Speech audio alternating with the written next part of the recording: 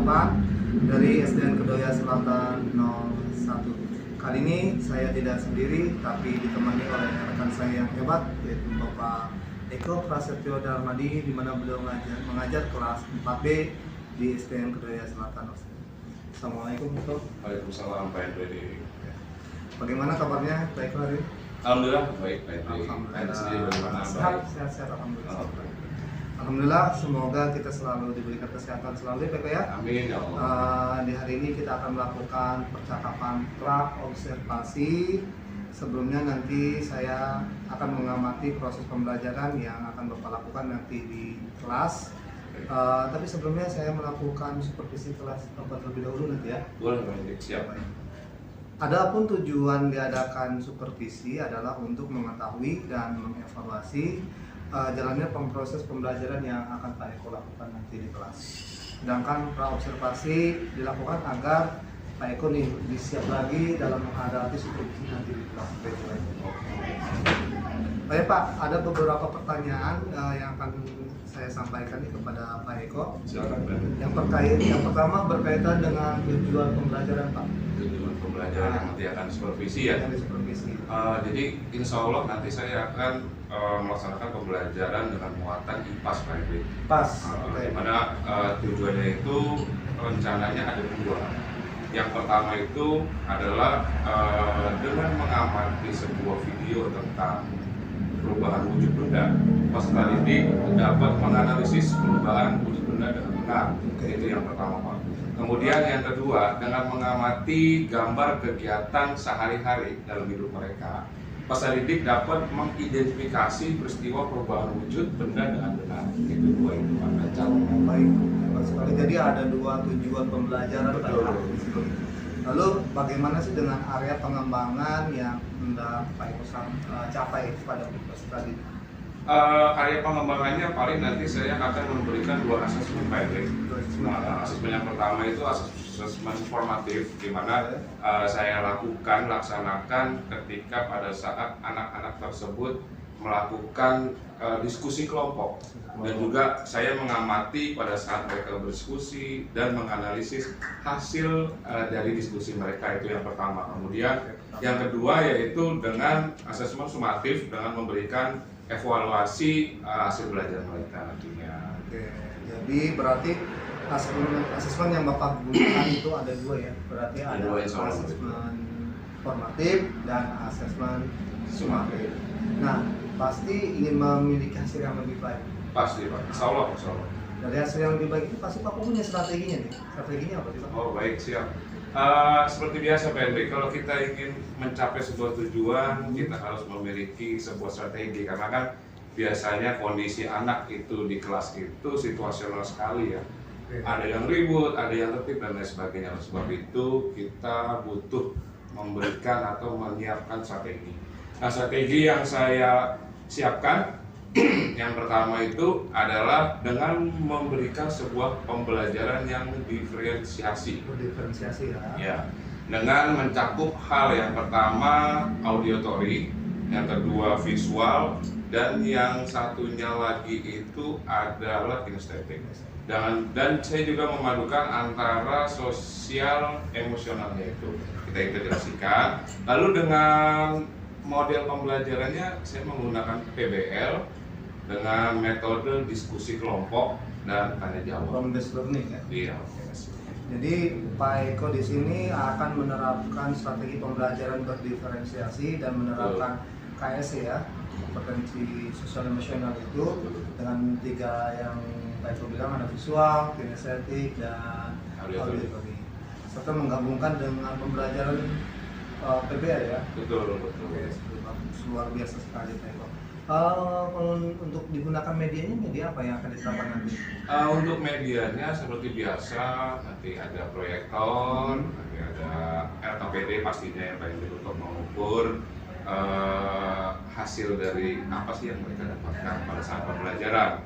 Lalu berikutnya juga nanti ada sejenis alat-alat dan bahan yang terkait dengan materi. Ini medianya sangat beragam nih, luar biasa sekali. Ya, kita siapkan, insya Allah. Jadi sudah siap untuk melakukan seperti itu? Insya Allah siap. dengan supervisornya Pak Eko. Masalah Pak Eko. Tapi karena Pak Eko, saya lihat jadwalnya hari ini bentrok. Iya betul Pak. Jadi kita akan ketemu nanti supervisinya di hari Insya Allah hari Senin. Hari Senin. Nanti setelah supervisi ada namanya pasca supervisi. Nanti insya Allah akan didampingi oleh pengajar praktek kita yaitu Pak Janton. Oh gitu, boleh siap. Terima kasih Pak Eko atas Sama-sama, waktunya dan baik, sudah baik. bersedia berbincang-bincang dengan saya. Kita tunggu di supervisi. Sebenarnya. Siap. Terima kasih. Assalamualaikum warahmatullahi wabarakatuh. Waalaikumsalam, sukses buat Pak Hendri. Assalamualaikum warahmatullahi wabarakatuh. Waalaikumsalam warahmatullahi wabarakatuh. Oh, nggak ada suaranya, ulangi. Assalamualaikum warahmatullahi wabarakatuh.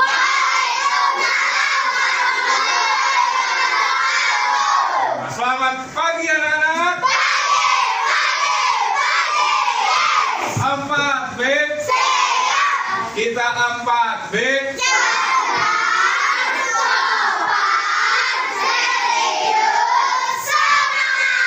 Tepuk tangan dulu buat kita semua. Hari ini karena Asa tadi nyampe 2, piketnya bersih, Asa silakan pimpin doa dulu. Silakan Asa pimpin doa.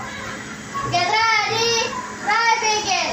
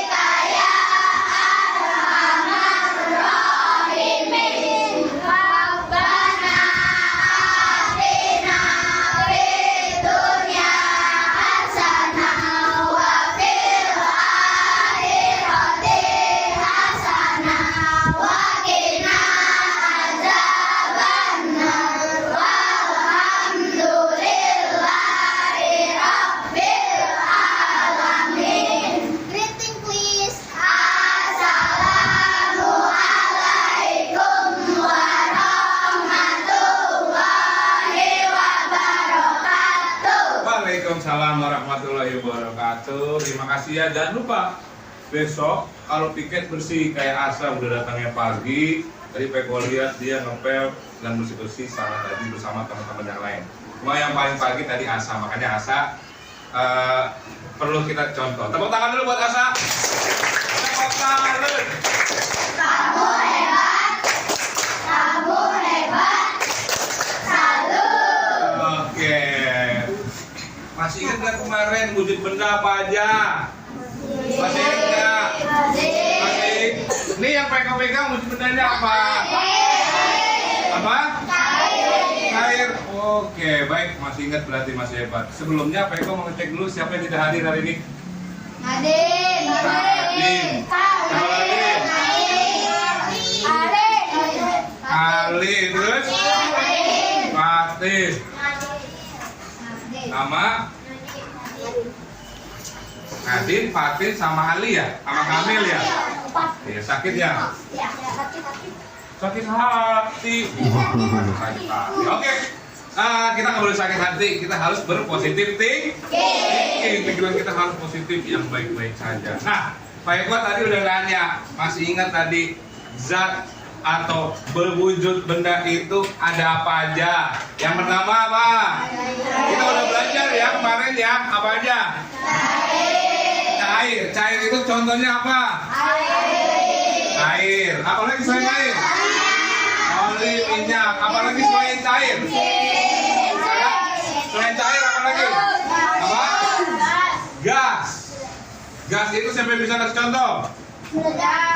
Apa? Karbon dioksida. Apalagi? Oksigen. Ya, nitrogen tuh yang diisi di ban-ban motor kamu itu gas juga. Selain gas apa lagi? Padat, paling banyak padat. Tahu padat? Tahu. Nih. Ini apa? Padat. Ini apa? Padat. Lalu Pak Eko punya ini. Wow, ini apa? Es krim ini padat apa cair? Yo, siapa yang bisa? Padat apa cair? Untuk saat ini, karena dia masih beku, wujudnya adalah padat. Apa yang terjadi nanti kalau kita diamkan? Lihat dulu, kita saksikan video berikut ini. Paham ya? Keluarkan buku dan alat tulisnya, siap-siap. Sekarang kalian lihat ke layar. Di sini ada perubahan wujud. Tadi Peko udah bilang ini. Perhatikan ini es krim. Enak nggak? Nah, ini sekarang masih berupa benda padat. Lalu apa yang akan terjadi? Sekitar 20 menit atau 15 menit kemudian kita lihat nanti. Sebelum itu, perhatikan video berikut ini. Siapa alat tulisnya? Apabila ada yang penting, kalian catat. Oke ya? Perhatikan. Perubahan bentuk benda yaitu mencair, membeku, membuat, mengembus, berlubang, dan mengkristal. Yang pertama, mencair adalah proses perubahan wujud benda pada kristal. Yang pertama, mencair adalah proses perubahan wujud benda pada menjadi cair, seperti pada es yang mencair pada suhu tinggi, mentega yang meleleh saat dipanaskan.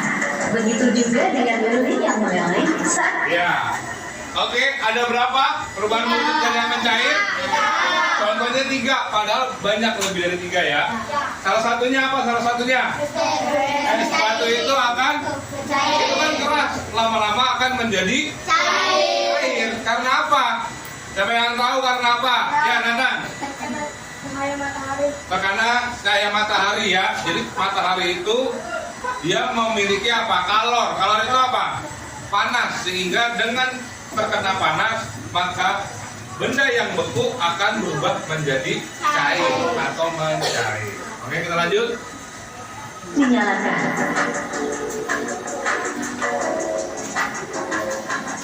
Perhatikan, kalau ada yang penting dicatat. Membeku adalah perubahan wujud benda cair menjadi padat, seperti air yang berubah menjadi Nah, ini yang membeku. Kebalikannya. Ini yang meneras bila tidak dipanaskan, dan yang paling enak, puding yang cair menjadi padat jika didinginkan. Nah, membeku adalah kebalikannya. Dia dari cair ke padat. Nah, ini dari beku. Nanti akan berubah menjadi apa? Nah, nanti kita lihat ya. Kita tunggu prosesnya. Nah, untuk membuat ini apa? Tadinya ini apa? Tadinya ini cair. Ditaruh di mana? Kulkas jadi. Apakah betul? Nanti kita lihat. Ya. Perhatikan lagi.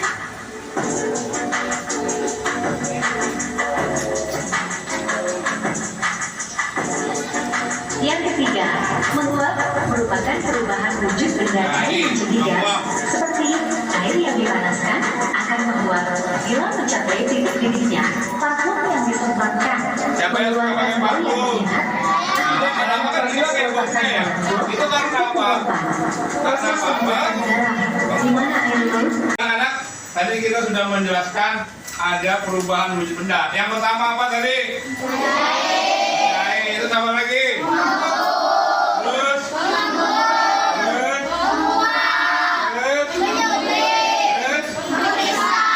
Kristal. Baik, sebelum kita berkelompok, nanti kita akan berdiskusi kelompok. Kita intermezzo dulu. Coba ikutin Pak Eko. Siap? Duduk siap. Konsentrasi. Konsentrasi dimulai. Terang, terang, terang, terang, terang. Tring, tring, tring, tring, tring. Ahoy, ahoy, ahoy, ahoy, ahoy, ahoy. Nggak ada suaranya, nggak semangat lagi. Konsentrasi.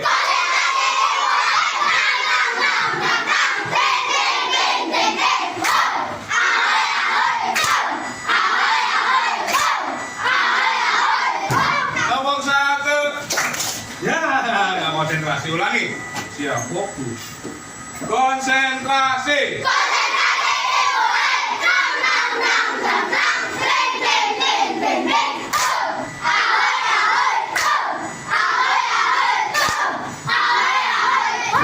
Siap. Ikutin Pak Eko. Tepuk 1. Tepuk 2. Tepuk 3. Tepuk 4.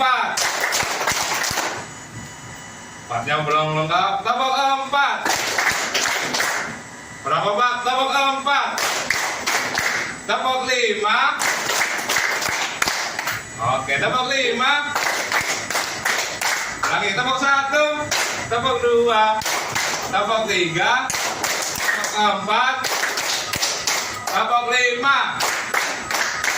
Tepuk 5 2 kali. Oke, tepuk tangan dulu kita semuanya.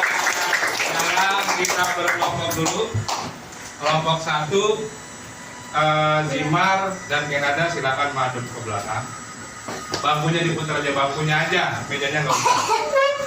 Ya. Kelompok 2, Sena dan Danu madep ke belakang. Kelompok 3, Nathan dan Pak madep belakang. Bapak, pendek. Kelompok 4, Danan dan Putri bersama. Kelompok 5, Raya dan Diva madep belakang. 6, Zahran dan Sakira pada belakang. Mazel dan Naswa pada belakang. Kelompok barisan sini merupakan kelompok yang tipe visual, dan kelompok yang sebelah sini yang kinestetik, dan yang sebelah sini auditorik. Ya, jadi sudah Pak Eko bentuk sesuai dengan tipe kalian masing-masing. Oke. Kita kenapa? Karena kita berdiferensiasi. Oke ya, kita siap. 4 Ben. Siap. Kita 4 Ben. Sopan, cerdas, serius, semangat. Kita berdiskusi, kalian berdiskusi. Kelompok yang hebat dapat ini. Wow. Tapi satu beramai-ramai ya. Oke, lihat. Ini masih berbentuk apa tadi? Ini ceritanya, Pak Eko punya pertanyaan di sini. Ini akan kita biarkan di suhu ruang, ya, yang agak panas ini. Nanti apa yang akan terjadi? Ada soal di sini, silakan kalian kerjakan dan berdiskusi bersama kelompok. Isinya hanya di sini. Nanti tulis nama kelompok. Paham, Pak B? Paham? Iya, paham. Siap, paham. Paham? Siap, paham. Mantap. Oke. Nih. Jadi apa sih? Sekarang Apa sih tadi? ketua kelompoknya tulis nama kelompoknya. Bapak, itu saya. Apa kita tulis?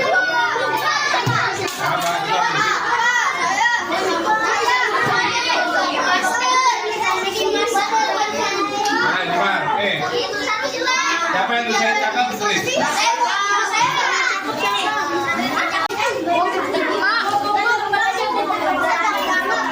Nih, pendek. Saya amati nih. Amati itu diskusi. Apa yang terjadi?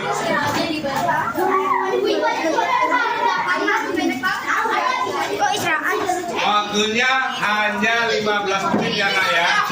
Silakan berdiskusi dan diisi jawabannya. Apa yang akan terjadi pada es krim itu? Silakan berdiskusi.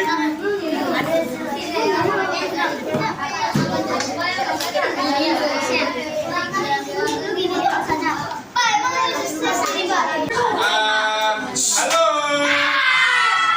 Halo. Ada teman kita yang akan mempresentasikan hasil diskusi kelompoknya, yaitu dari kelompok 3. Kita persilakan, tolong perhatikan. Nanti kalau yang tidak perhatikan, Peko suruh nanya. Oke, siap ya? Ya, silakan, kelompok 3. Halo, selamat siang. Nama saya Nathan. Ini Musa, ini Syarifah, ini Adita. Hari ini kami akan mempresentasikan hasil diskusi yang sudah tadi kami lakukan Ya, tentang es krimnya. tentang es krim. Oke. Es krim itu akan mencair karena pada saat es krim masih menjadi benda padat, dia terkena sinar matahari dan dia akan meleleh atau mencair. Perubahan itu dinamakan itu mencair. Ya, mencair. Karena apa dia bisa mencair? Karena es krim itu menerima sinar. Ya, menerima sinar matahari yang mengandung kalor atau panas. Oke ya? Betul? Betul? Tepuk tangan dulu Pak kelompoknya.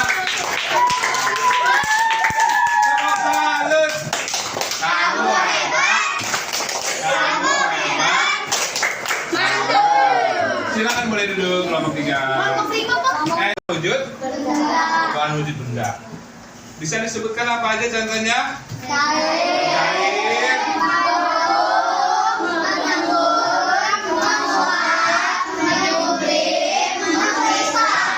Kristal. Oke, kalau sudah di rumah pasti ada tuh perubahan-perubahan itu. Kalau ada yang nggak tahu, kamu kasih tahu ke temannya, ke adiknya, ke keluarganya. Bagaimana hari ini belajar senang atau tidak? Sudah mendapatkan ilmu apa hari ini? Mencair. Iya, mencair perubahanmu. Tepuk tangan dulu buat kita semua. Jangan lupa, nanti ada tugas online dari Pak Eko, ada kuis, silakan dikerjakan di rumah. Baik anak-anak? Kalau begitu silakan dirapikan bukunya. Jangan lupa kalian nanti pulang hati-hati di rumah. Ya, wassalamualaikum warahmatullahi wabarakatuh. Yuk kita siap-siap berdoa. Rapikan tugas kelompoknya, ketua kelompoknya kumpulkan sampai ke sini. Ketuanya aja yang ngumpulin.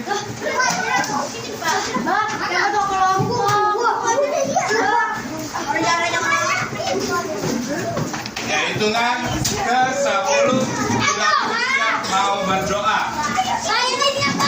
Anak, hari ini kita telah selesai. Sebelum kita pulang, agar nanti ilmu kita menjadi ilmu yang bermanfaat dan menjadi ilmu yang keberkahan dan bermanfaat untuk hidup kalian nanti, dan juga semoga kita dapat perjalanan pulang dengan selamat. Oleh sebab itu lebih baik kita berdoa dulu. Jangan lupa nanti Asa yang bimbing doa ya. Ya, bareng-bareng. Tangan ke atas, menggapai bintang.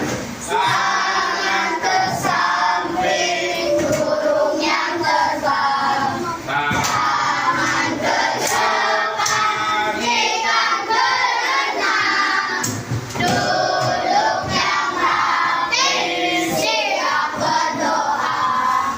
Get ready, try begin.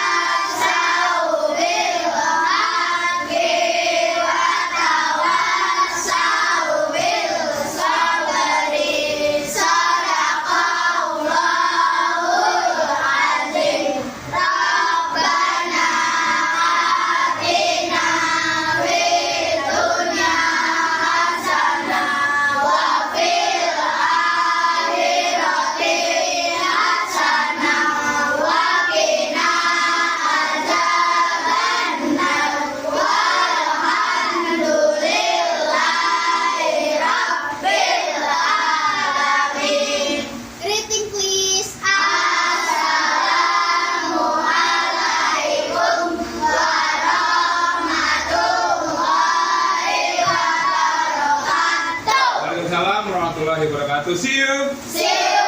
Goodbye. Goodbye. Thank you. Nice to meet you. Nice to meet you too. Ya, yang paling rapi nanti Pak. Baik, assalamualaikum warahmatullahi wabarakatuh. Selamat pagi, salam sejahtera bagi kita semua. Perkenalkan, saya Hendrik Santoso, calon guru penggerak angkatan 8. Hari ini sangat senang sekali saya sudah dibersamai oleh rekan sejawat saya, yaitu Bapak Eko Prasetyo Darmadi, dan yang luar biasa juga Pak Jantoni sebagai pendamping CGP, di mana di hari ini saya akan melaksanakan pasca observasi. Sebelumnya saya sudah melakukan pra observasi dan observasi di kelas, dan pada kesempatan ini saya ingin melakukan wawancara dengan Pak Eko untuk melakukan pasca observasi. Selamat pagi Pak Eko. Selamat pagi, Pak. Baik, Pak Eko, kita di minggu kemarin sudah melakukan yang namanya pra observasi dan observasi. Ya. Nah, sekarang kita melakukan pasca observasi. Ada beberapa pertanyaan nih dari saya, Pak Eko. Pertama, perasaan Pak Eko setelah kita melakukan observasi di kelas itu seperti apa? Sebelumnya, sebelum mau observasi, tentunya saya agak grogi Pak Eko. Oke. Karena yang mengobservasi saya ini, yang pertama biasanya kan kepala sekolah, dulu pernah sama pengawas pada saat aktualisasi, dan sekarang sama calon pemimpin nih Pak Hendrik. Tapi setelah diobservasi, alhamdulillah saya merasa senang Pak Hendrik. Kenapa senang? Karena dengan saya observasi ada beberapa masukan Pak dari Pak Hendrik buat saya. Jadi kan intinya ada nilai positifnya buat saya. Berarti merasa senang ya? Senang, saya sangat senang. Bisa diceritakan kembali Pak, mungkin area pengembangan yang Bapak kita observasi kemarin ini? Oh, kalau kemarin tuh yang kita ambil pengembangannya, yang pertama dari tes formatifnya, saya juga mengambil bukan hanya pada saat tertulis, jadi pada saat mereka berkelompok, kita melakukan observasi, kita juga melakukan penilaian. Kemarin saya juga melihat bahwa Pak Eko sudah luar biasa melakukan metode berdiferensiasi Pak Eko ya. Iya. Diferensiasi yang muncul saya lihat. Nah, dari rencana yang RKP yang Pak Eko kemarin sampaikan ke saya, apakah menurut Pak Eko sudah sesuai nggak dengan pelaksanaan observasi? Kalau menurut saya sih sudah seluruhnya hampir sesuai Pak. Walaupun ada beberapa yang memang agak miss, bahkan Pak ini juga sudah memberikan masukan. Pak Eko ini kurang ini. Oke, baik. Berarti RKP yang Pak Eko buat dengan pelaksanaan menurut Pak Eko sudah. Terus dalam pelaksanaan observasi kemarin, menurut Pak Eko ada kendala tidak? Kalau menurut saya ada sih, saya mengalami kendala Pak Hendrik, terutama pada saat membedakan karakteristik dari pasien tersebut. Maksudnya bagaimana? Maksudnya adalah apakah anak itu termasuk bagian dari pasien yang cenderung ke kinestetik kemampuannya, atau ke auditory atau visual? Itu Pak Hendrik. Karena ketika kita melakukan diagnostik seperti kinestetik, jatuhnya mereka beda lagi pas lagi pelaksanaan di lapangan gitu. Berarti kendalanya kemarin Pak Eko sulit membedakan ya, walaupun sudah melakukan Tes diagnostik. Nanti tiba-tiba mereka masuk ke visual dan sebagainya. Betul Pak Hendrik. Berarti kesulitan dalam kendalanya membedakan sesuai yang kinestetik, visual dan audio. Menurut Pak Eko nih, dari kendala tersebut yang Pak Eko informasikan tadi, adakah solusi yang akan dilakukan?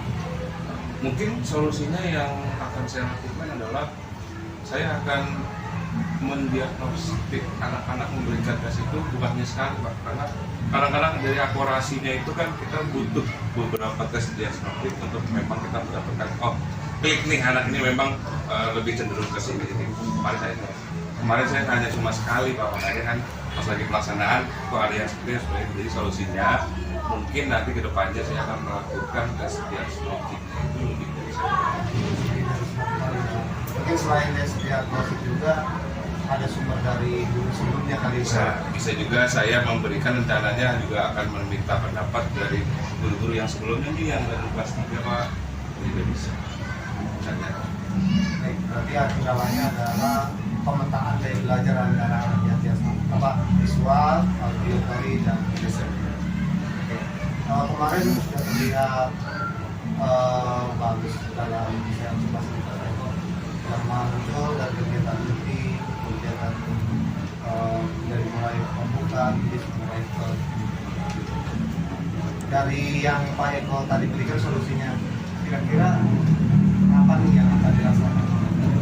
Insya Allah dalam waktu dekat ini kan. Jadi setelah saya mendapatkan inilah kekurangan saya, setelah saya pikirkan mungkin seperti ini kali ini saya akan mencoba untuk solusi ke depan. Mulai saat ini juga saya udah mulai merencanakan. Jadi dalam waktu dekat ini Insya Allah kan kemarin kita habis PTS ya, bukan PTS, maaf, STS. Jadi setelah itu kita akan mulai merancang. Kalau bahasa belum pakai STS? Iya STS. Kita udah mulai kelasnya masih PTS ya. Luar biasa Pak Eko, dari observasi kemarin saya menilai rekan saya ini dari tahap awal sampai tahap akhir di situ sesuai dengan belajar berdiferensiasi atau dan terakhir dari pertanyaan saya untuk Pak Eko, tanggapan Pak Eko nih setelah kegiatan seperti ini. Tanggapan saya yang pertama yang jelas saya mendapatkan respon positif. Maksudnya apa? Saya menjadi tahu apa kekurangan saya mendapatkan masukan dari Pak Henry, saya mendapatkan ide baru untuk menciptakan sesuatu yang baru dan juga untuk menangani solusi yang saya hadapi pada saat observasi itu Pak Henry. Jadi ada sesuatu hal yang positif untuk saya dan mungkin nanti kalau saya sudah berhasil, kalau teman mempunyai masalah apa yang saya rasakan mungkin saya bisa berbagi. Terima kasih luar biasa Pak Eko. Tanggapan dari pasca observasi ini sudah terlihat ya ada chemistry-nya, ada kecocokan dari di lapangan prior observasi sama paskanya, dan di pasca itu sebenarnya tidak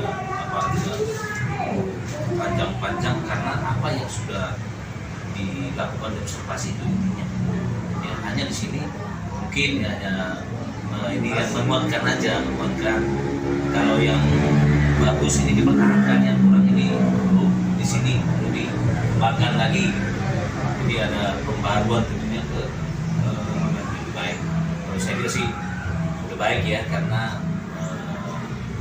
Eko sendiri yang awalnya tadinya agak grogi ya, agak ini disuruh rekan sejawat, justru semakin ini ya menikmati artinya apa? Ini sebenarnya bagus juga ya, jadi tidak harus terencana sebenarnya kapan aja kalau namanya rekan sejawat, kalau masuk ke kelas boleh nggak boleh, karena apa? Ini ibaratnya sering terjadi di sekolah, misalnya guru yang berbeda dengan mata pelajaran yang sama, misalnya seperti itu kan. Contoh yang baik kan nggak salah kan, contoh strateginya bagaimana kita bisa masuk ke kelas boleh 5 menit. Saya pernah lakukan yang seperti itu. Izin saya masuk ke kelas itu boleh sebentar 5 menit karena saya lihat sangat baik dan menguasai sekali untuk anak-anak saya untuk saya mencoba. Jadi itu namanya supervisi yang spontan ya, jadi harus, kalau ini kan terencana ya, jadi sangat baik, dan